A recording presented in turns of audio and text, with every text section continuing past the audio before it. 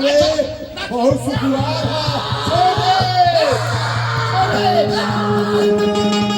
भाई लड़का हवे गरीब दुखिया जा दे छोड़ दे माफ कर दे लेकिन छोड़ा अच्छा नहीं छोड़ा बेटे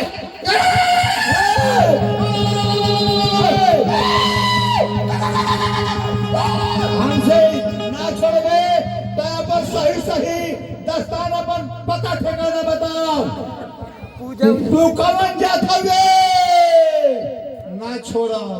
अरे भैया तो अपन परिचय बताई दे पूजा चाहिए। हाँ पूजा चाहिए तो पूजा में जो भखौती हो दिया ना हमके केहू ना दे तू देबे। हाँ चल हमारी दे कसम खो कि हम गई। अरे भैया कसम खाता नहीं कि हमारी पूजा दे के कसम खाई दे तू हाँ के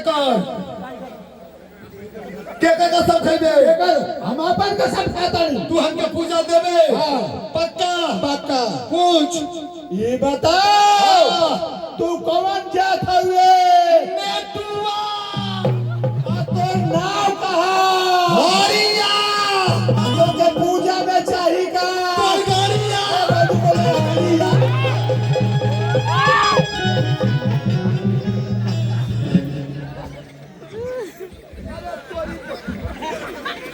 मौसा कसम से कहता नहीं कसम तो खैला मौसा वो अपन कसम खैला मौसा मौसा चलो कोई दिन हो गई बाप के मौसा बोल ठंडी विवाह कसम खैला फंस गईला मौसा फंस का गई हाँ वो जने वो दुगो ना बा ए आ जाओ एक बार जोरदार ताली हो।